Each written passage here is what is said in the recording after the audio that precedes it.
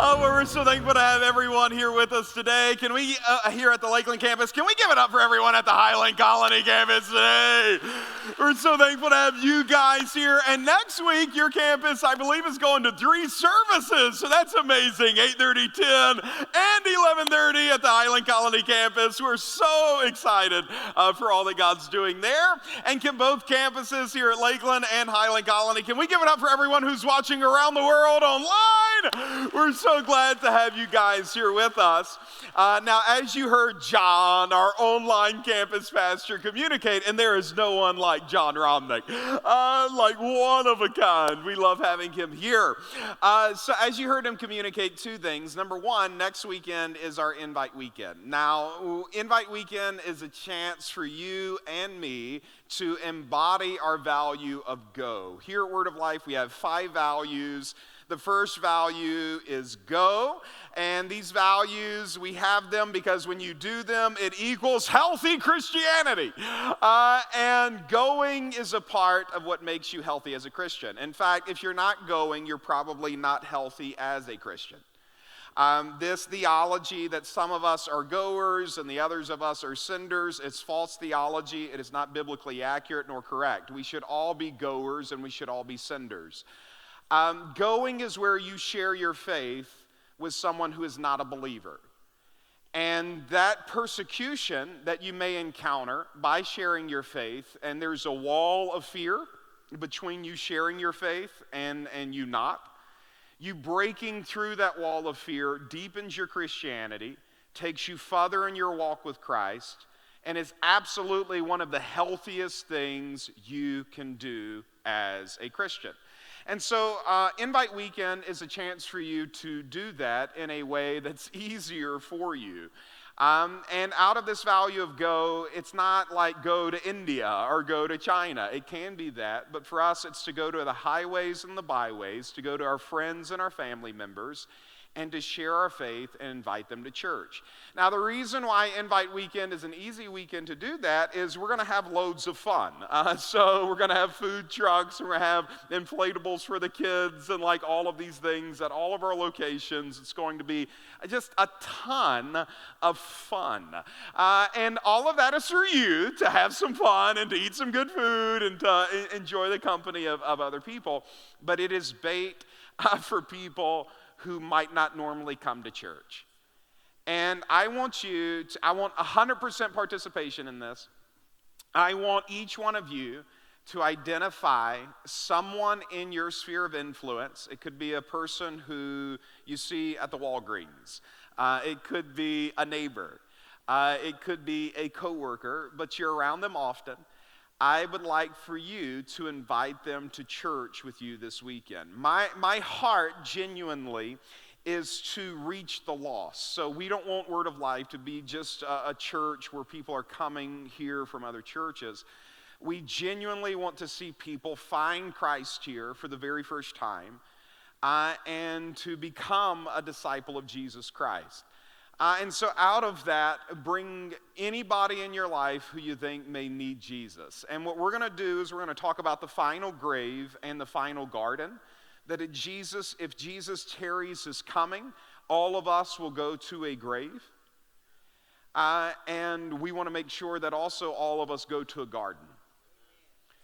And we're going to talk about heaven. We're going to sing about heaven. I'm going to explain heaven. I'm going to talk about who gets into heaven. All of those kinds of things. And I think for us as believers, it will be educational because I think a lot of people are ignorant about heaven. But I think also for us, we will have the privilege of seeing people who might not be on their way there course correct, and the Holy Spirit really arrests their heart, and to allow them to make a decision for Jesus.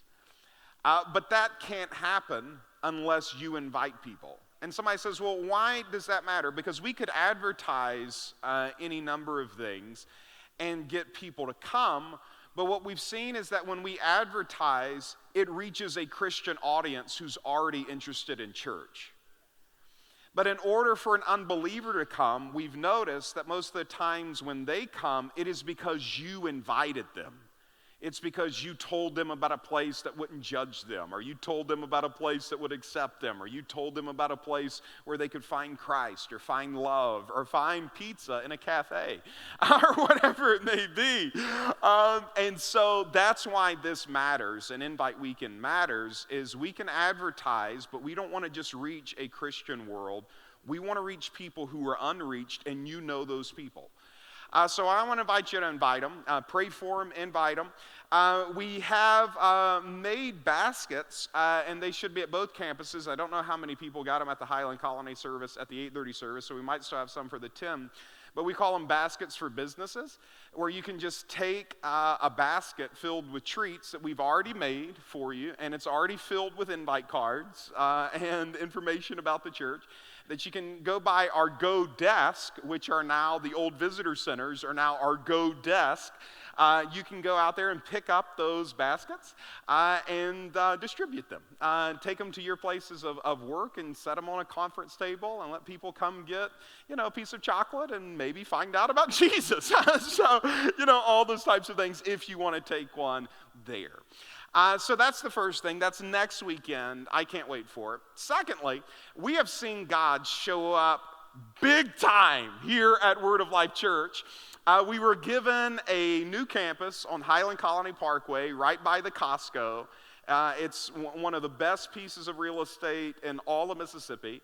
It was given to us in the middle of COVID, and we opened it up as a second campus. And when we assumed the ministry, we also assumed the debt. It was given to us, and that we didn't pay anything for it, but we picked up all the debt that was on it, and the total debt that was on it was about $1.97 million. Over the course of less than a year, we have seen God pay that down by $1.3 million, which is amazing. And so now we have like $650,000 remaining on it, and I just want to see it knocked out. So once a month, we'll update you on our progress of what we owe on it. But I would also ask that each one of you, once again, 100% participation, that each one of you help us do that. Now, whenever, if you come to Word of Life, I never ask for like finances. I just teach on and let God deal with your heart from there. But with this, I don't know why it's become more important to me to see congregational involvement. That it's not equal giving, like not each one of us could give the same amount, and it's not equal sacrifice, like there may be some that God calls to, sacrifice and give a sacrificial seed, and then others it's like, I'm not getting any kind of thing about that, but it's equal participation.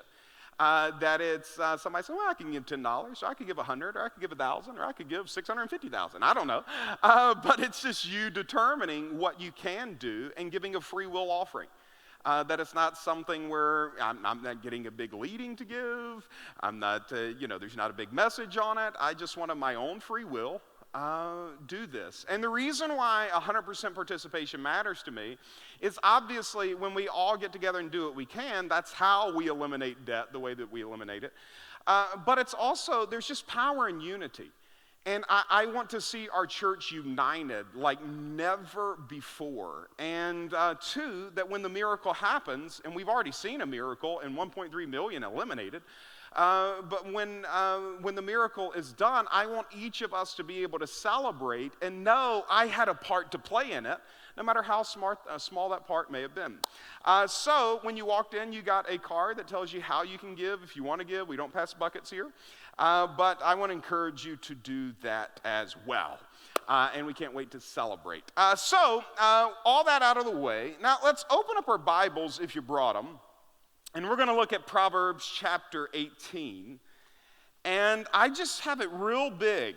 And when I say real big, I mean really big on my heart to teach you this. And so I'm just going to take my time with it, and I'm just going to explain it. I'm not going to hype it. I may hype it a little bit if I get, because it's exciting.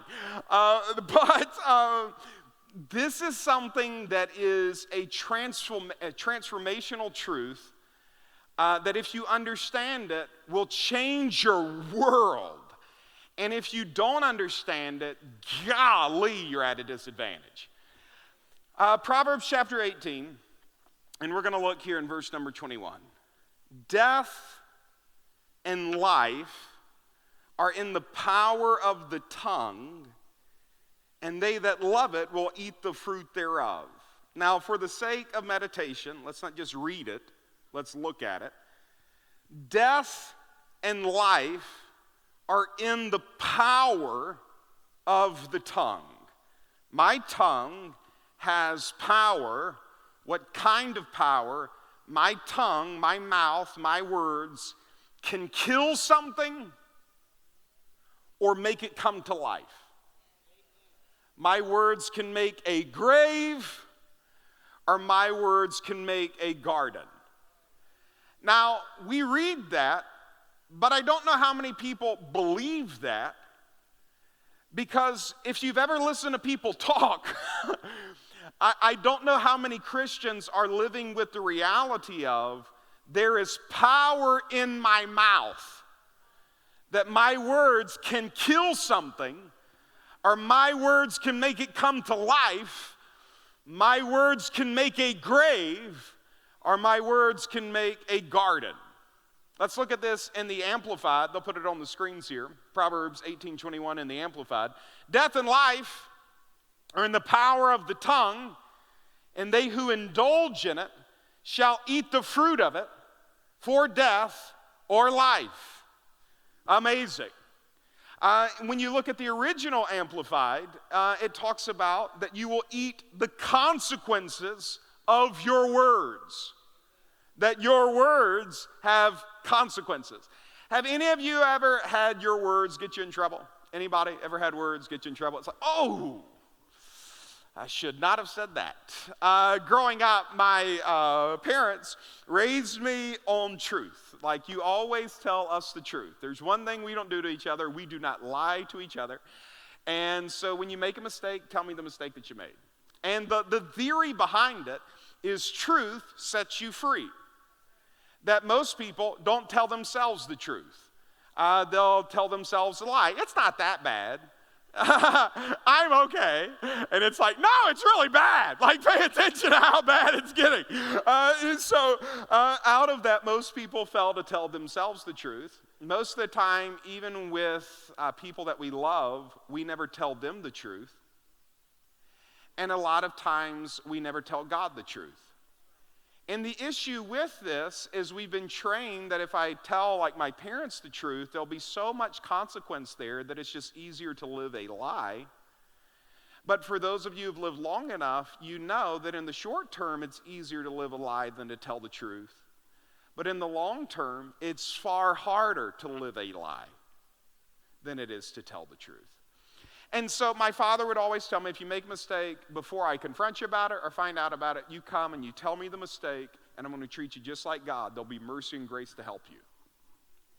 So tell me the truth. You made a bad grade? Tell me about it before I find out about it. You watched something you shouldn't have watched? Tell me about it before I find out about it. Live underneath this umbrella of truth. Now, he would always follow this up, though, with there's one time where it's okay to tell a lie. And I'm like, what? One time where it's okay to tell a lie? He's like, yes. One day, Joel, you'll get married.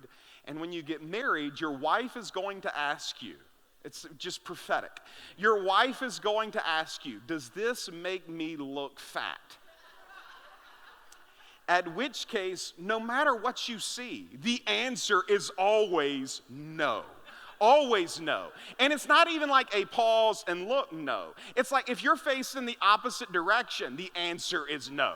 And it's like she didn't even look, your wife will say, well, you didn't even look at me. It's like, well, you know what the answer's going to be.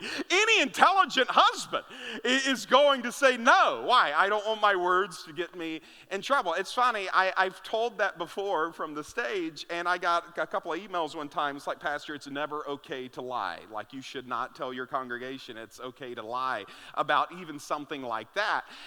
To which I responded back with, clearly you're not married, and this logic is the reason why. Like, this is actually keeping you from marriage.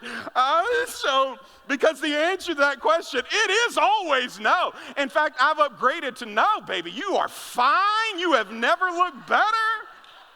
Accent your eyes.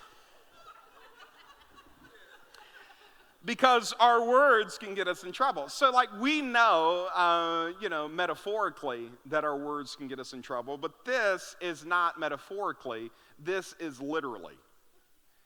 That life and death are in your mouth. That when we think about power, we could think about a position of power, we could think about horsepower, we could think about financial power, but God would say, you know where some of the greatest power is? It's about an inch under your nose. It's that thing called your mouth, and in that you have the ability to bless or curse. You have the ability to bring life or death. I was talking to a minister about this years ago, and he grew up in a very difficult home. Not all of us had the advantage of growing up with a father and mother who loved us or loved each other. And he grew up in a very dysfunctional home. His father was abusive to his mom and abusive to him. And he found out about Jesus, gave his life to the Lord. As he drew near to Christ, he discovered a calling where he felt like God was asking him to do something, so he surrendered over to ministry. But how many of you know when you surrender over into ministry or receive a calling, that doesn't perfect you? Like you still are going to have some issues. And there's still going to be flaws in you. And for most of us men, just in general, when we make a decision for Jesus and we start a family, typically we always take it one level above where the generation before us took it. And you should be applauded for that. But the issue is, for him, the next level above was still not healthy. So he was not abusive, but he was very distant. And as a minister, there was a lot of conviction that was in his heart, because he's looking at the state of his marriage, and he sees that it is not healthy. It is not positive. It is not thriving. That in the church setting, they were living a lie of like this happy family, but behind the scenes, it was very dysfunctional. And this bothered him enough to pray about it. Thank God it bothers us enough to pray about it sometimes. And in praying about it, the Lord one day showed him a vision. And he saw this flower pot, like you've seen one of these pots that, have the soil in it and, a tree or a flower growing out of it. He saw one of these flower pots, but instead of a flower, he saw his wife. And his wife was wilting. At our house, neither me or my wife have what would be called a green thumb. And I really enjoy pretty landscaping, but I don't enjoy it enough to water it, apparently, because it dies. And the reason why is often due to neglect. It's exposed to the elements, it's exposed to the world, and if there's not intentional care there, the element within the world already has a gravity towards death. What's in the world is already negative. So it already gravitates towards death. The world is harsh. There is a heavy sun that can beat down on it. So if I want my landscaping to flourish, it's got to be fertilized, it's got to be watered, it's got to be nourished. And he sees this picture of his wife, and she's in this pot, and she's withering. She has not been nourished or watered. That one of the commandments that we are given as married individuals is to water each other with the water of the Word. And out of this, the Lord spoke to him, and he said, "You are killing your marriage with your mouth. You're killing your marriage with your mouth. That your lack of attention to speak life is killing your marriage. And if you want her to flourish, it is not enough to not just speak harsh words. you must also speak life. You must also communicate love. You must also communicate affection, because life is in the power of the tongue.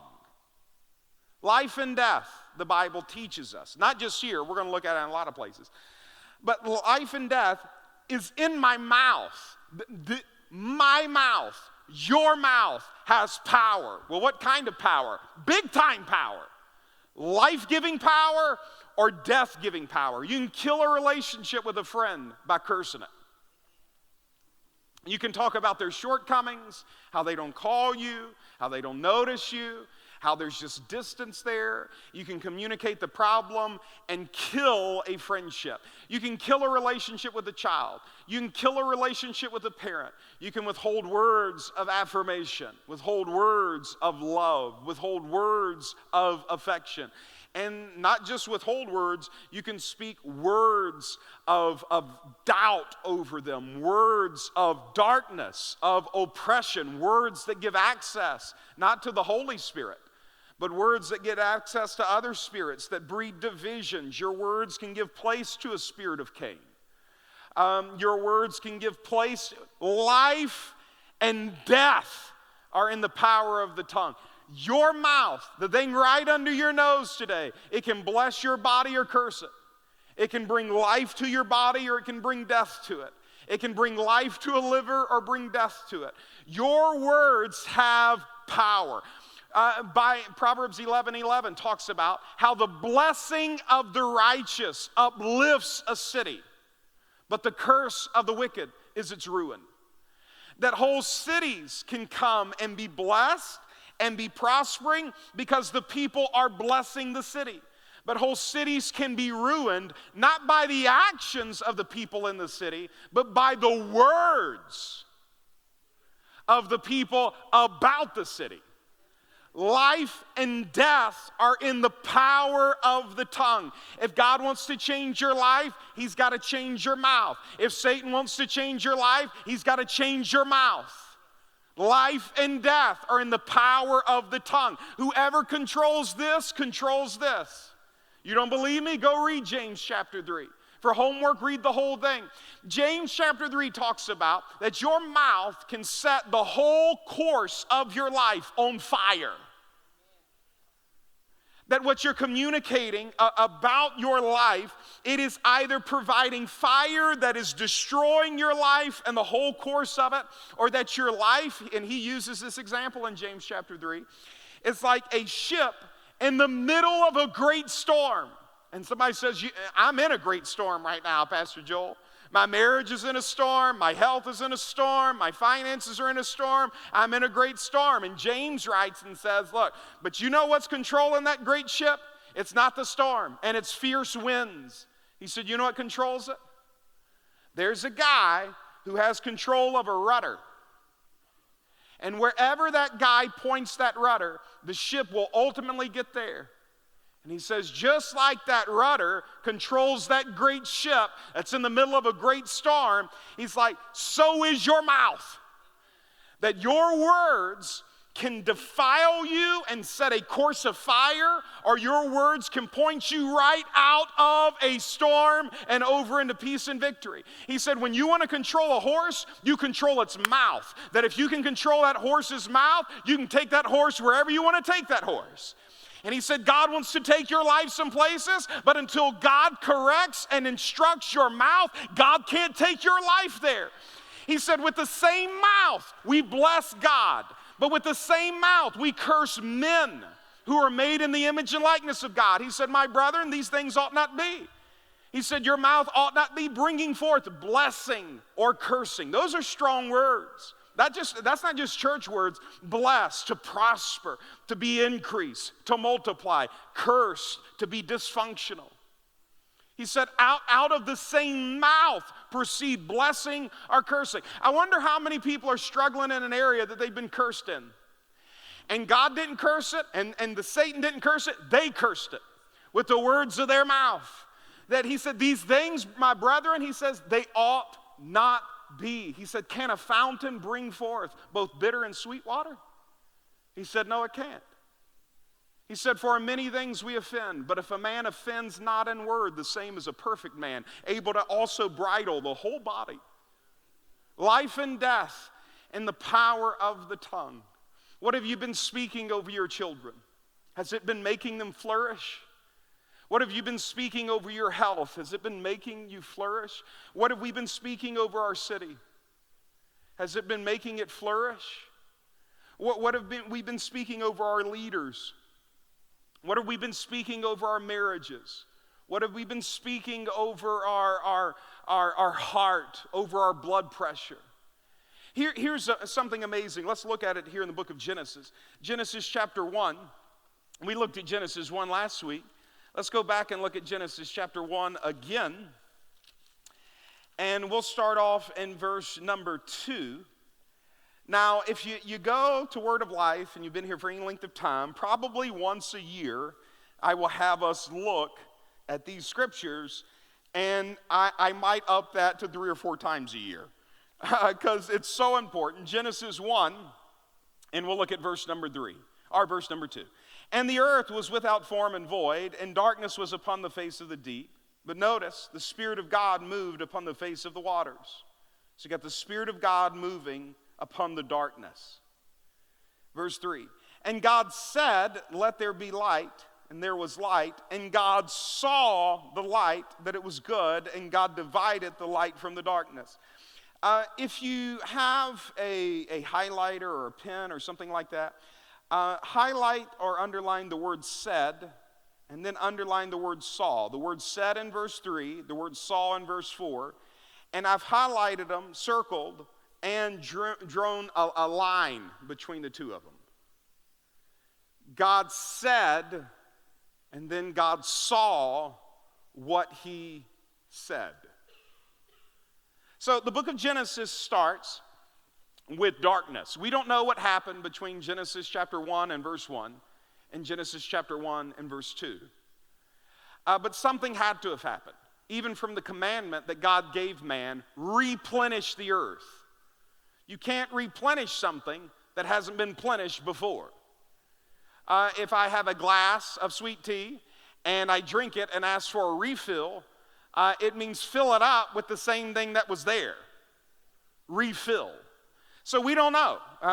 People want to argue about how old's the world and is the Bible accurate. We don't know. We don't know what happened between Genesis chapter 2 and Genesis chapter 1 and verse 2 and Genesis chapter 1 and verse 3. So between 2 and 3, we don't know what happened in Genesis chapter 1. But here's what we do know. God did not like what he saw. And when God did not like what he saw, he did not say what he saw. In fact, all throughout Scripture, people who said what they saw, if it was bad, God didn't call it a negative report, God called it an evil report.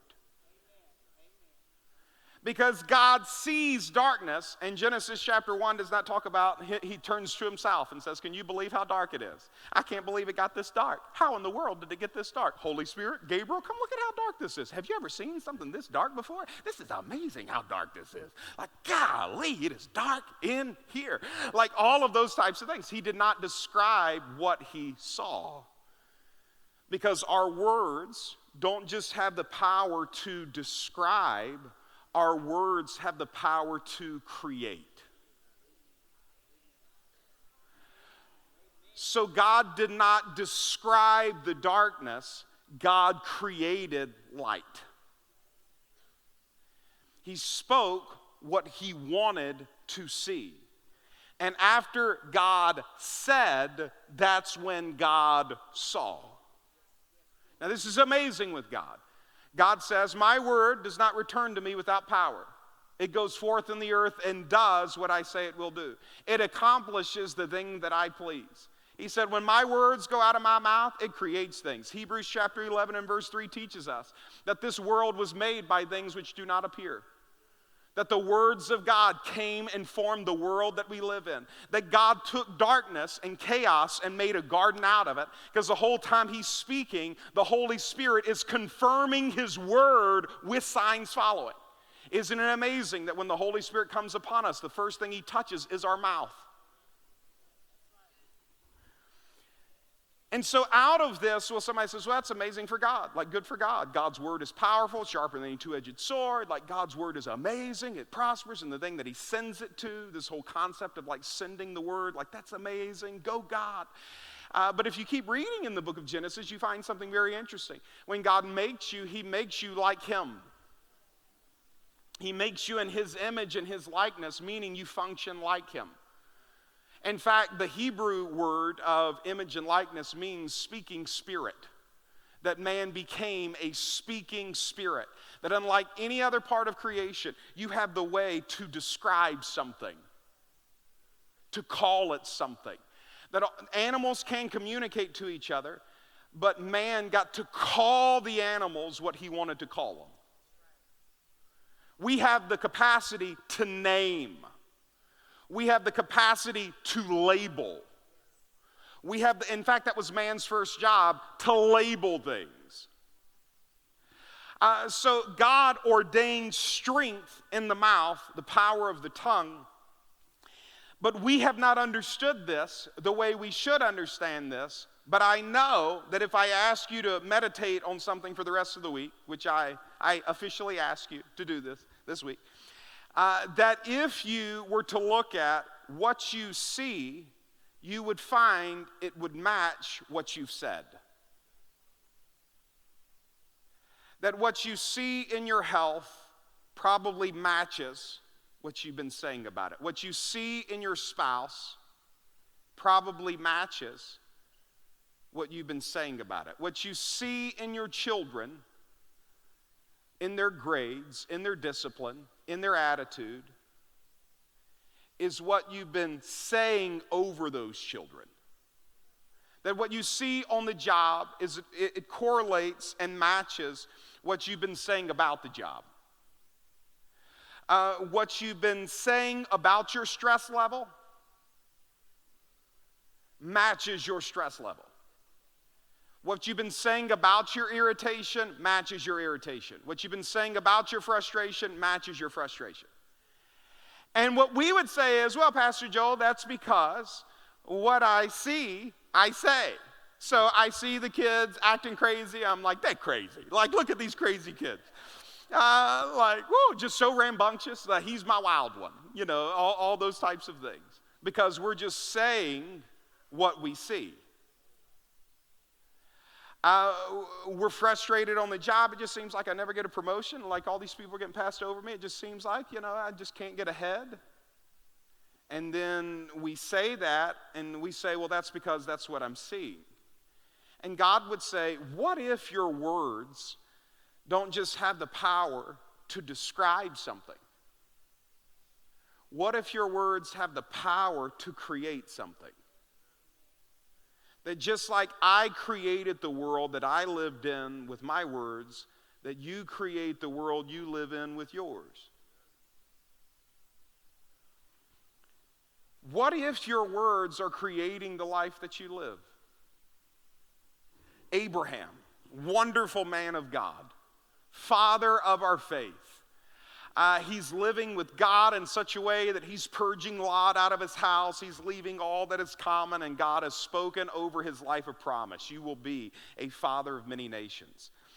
Out of this, it seems as if in that area of Abraham's life, it was the only area he couldn't get his mouth right in.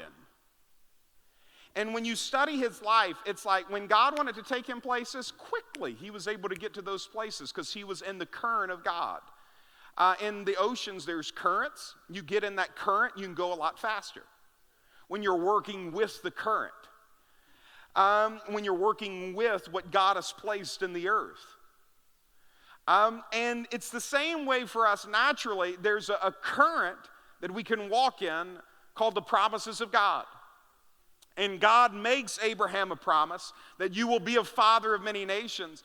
But Abraham struggled in that area where in other areas he saw quick increase in. And God do quick things. And you see Abraham would pray about it a lot, but really he's not praying about it a lot. He's complaining about it a lot. You know there's a difference between praying and complaining. And he comes to God and he's like, how is it that you have blessed me with all this? And it's going to go to nobody. Like, you have blessed me with all these things. It's going to go to Eleazar. Like, it's going to go to this servant in the house because I don't have a son yet. And you told me I'd be a father of many nations. And God would come in and correct it. And he would come in and he said, you will not go childless. You will be a father of many nations. A father of many nations, I have made you. Look at the stars, so shall your seed be. Look at the sand, so shall your seed be. Like, God is constantly trying to put this faith in his heart, but Abraham's mouth would not come in agreement with God.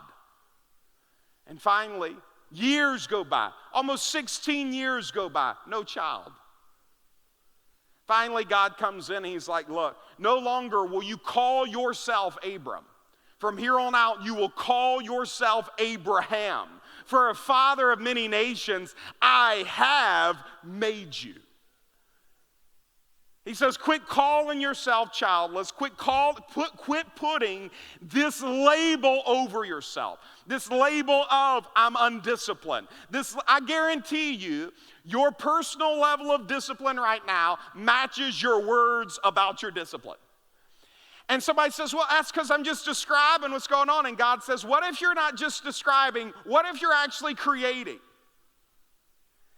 And so Abram is come to this place, and God's like, quit calling yourself that. From here on out, call yourself Abraham. For a father of many nations, I have made you.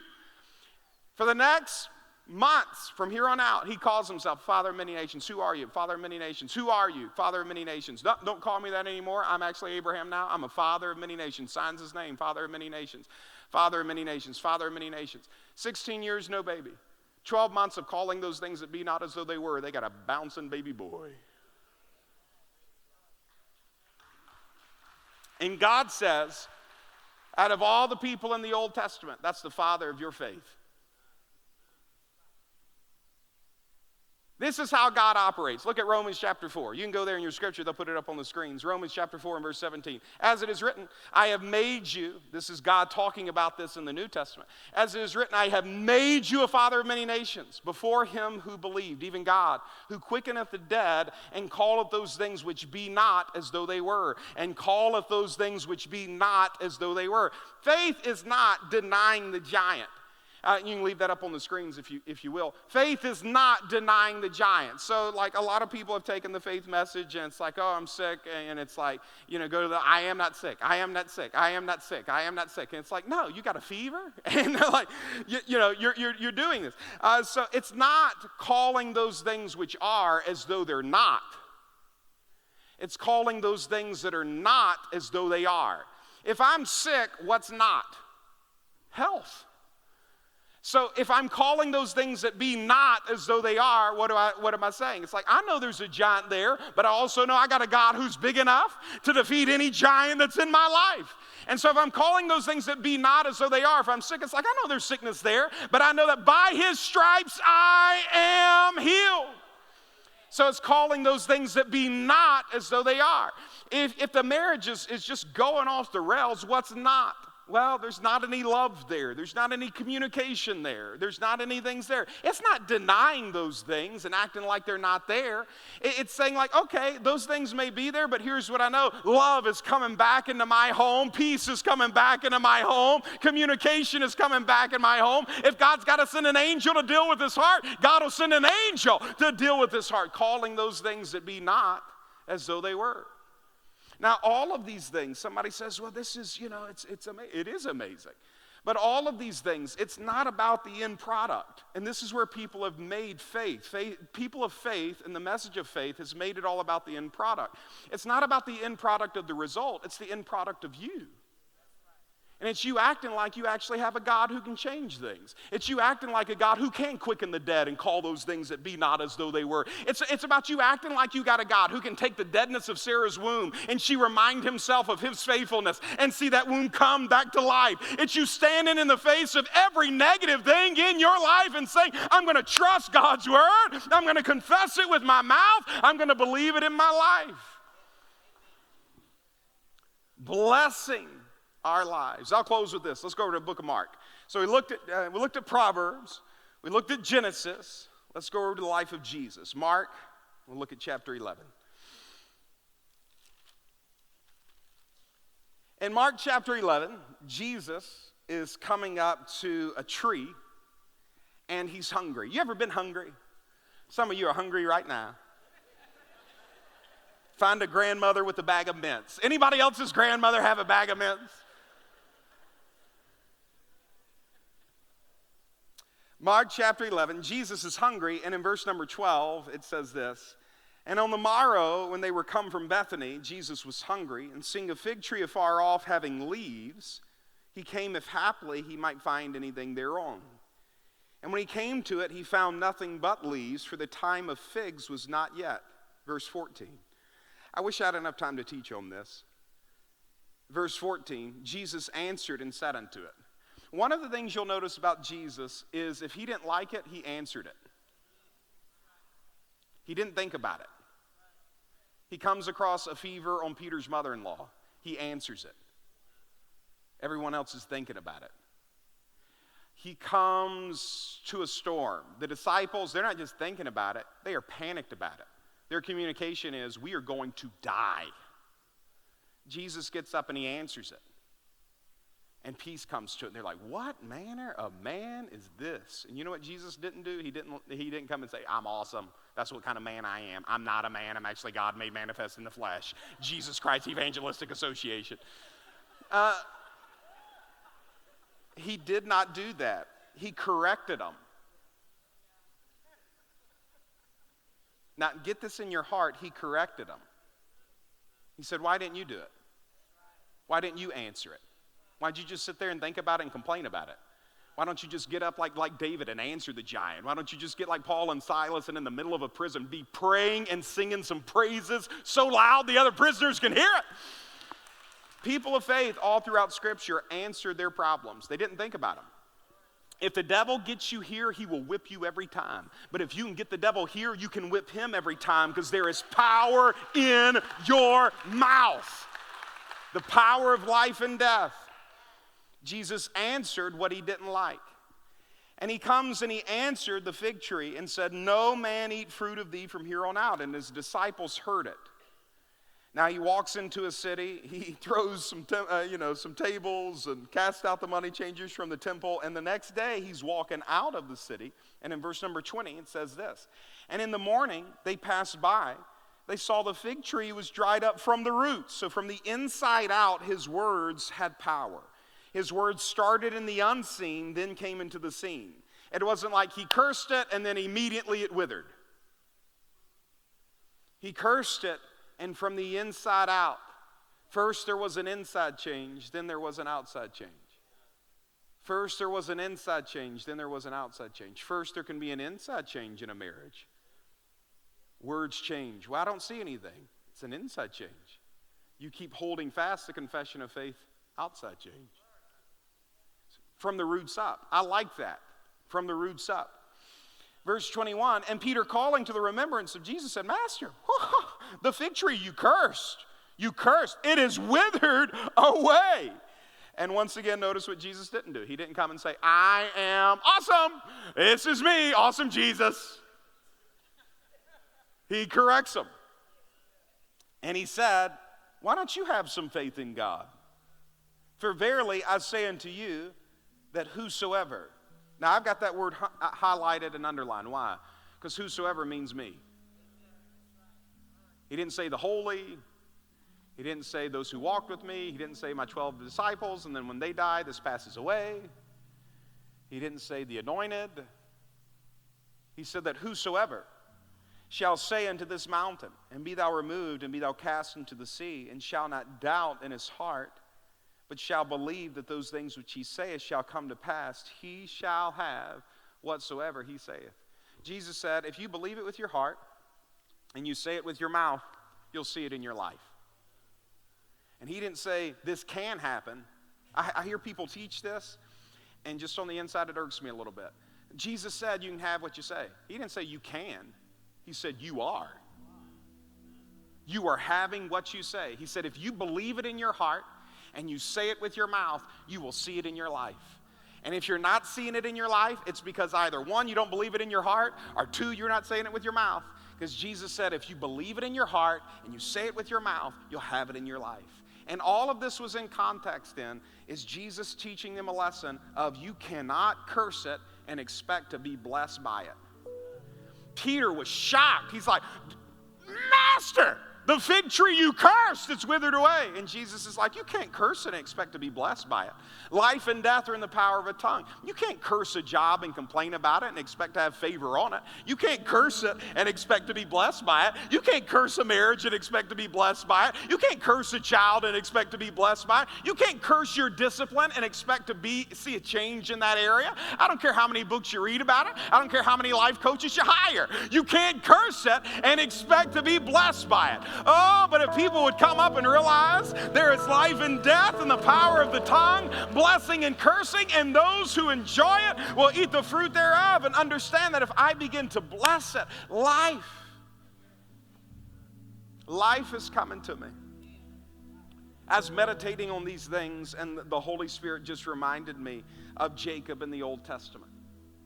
Of here you have a young man by the name of Jacob, and out of his womb, he's grabbing a hold of the heel of his brother. And his parents label him with Jacob. And their names weren't given because of, I really like that one. They were given because of spiritual empowerment of what they meant. And the word Jacob meant deceiver, supplanter. And so from the day he's born, Jacob's parents have put this label on him of this is who you are. And it was self-fulfilling. Who are you? I am Jacob. I am Jacob. I'm a deceiver. I'm a supplanter. Who's that? That's Jacob, deceiver and supplanter. And he lived up to every one of those labels. And he suffered the consequences for it. Faced all types of pain, all types of heartache, all types of having to leave his family, division in his family, goes and reaps all the harvest of the seed he sowed against Esau. He reaped from his father-in-law, changing his wages and deceiving him for 14 years. Finally, he comes to a place where he says, I can't do this anymore. And he decides to wrestle with God. And he's in this moment where he's wrestling with God. He's frustrated with his life. He's frustrated. I can't go here and I can't go there. I feel like I'm stuck in the middle of a wilderness. And he's wrestling with God. And he's telling God, I will not let you go until you bless me. I will not let you go until you bless me. And a lot of people think when they think of blessing, well, I got a new car, I was blessed by God. Or I got a new house, I was blessed by God. But God, when he thinks blessing, thinks a little bit differently. He thinks of empowerment. And so I don't know what Jacob was bargaining for when he said, I will not let you go until you bless me. But you know what God did? He said, do you want to be blessed? Let me do something. That label you've been living under, what you've been calling yourself, what your parents have called you, what your friends have called you, what people around you have called you, what everyone who's ever known you has called you, what they have labeled you, and what you have labeled yourself. I'm going to take off that name. I'm going to take off that label. And from here on out, no one will ever call you Jacob again. I'm labeling you Israel. And you know what Israel means? For a prince of God and man, I have made you. That's who you are. No longer are you Jacob. You want to be blessed? Let's just change what you've been calling yourself. You want to be blessed? Reject the label of what everybody else has been calling you. And you label yourself something new. Label yourself disciplined. Label yourself controlled. Label yourself healed. Label yourself blessed. Label yourself able. That no, these aren't just giants and we're grasshoppers in their own sight. No, I've got a spirit of Joshua and Caleb and say, giants, they'll be bread for us. Give me this mountain. That we have a different spirit, a spirit of faith. And I'm telling you, some of you need to renounce those labels. That some of you, you've been trying to prosper in an area you're cursed in. And the person who put the curse there, it may have been your parents, and then your words backed up that curse. But I'm telling you, if you'll renounce that curse and say, that's not who I am, that is not who I am, let me tell you who I am. I am a child of God, redeemed from the curse of the law and blessed with the blessing of Abraham. If you begin to call those things that be not as though they are, you'll begin to be able to see God move in new and fresh ways. Change the label. Some of you need to change the label of what you've been speaking over your spouse, what you've been speaking over your children, what you've been speaking over your marriage. And then if you can change that label, you can change a life. For life and death are in the power of the tongue. Let me pray for you. Every head bowed, every eye closed. At all of our campuses, at the Highland Colony campus, I'm going to ask Pastor Ryan to come to the stage. For everyone in this room, if you're here today and you say, Pastor Joel, I want to surrender my life to Jesus in a fresh and new way. You're going to come into a relationship with the Father who wants to call you loved, call you redeemed, and call you His.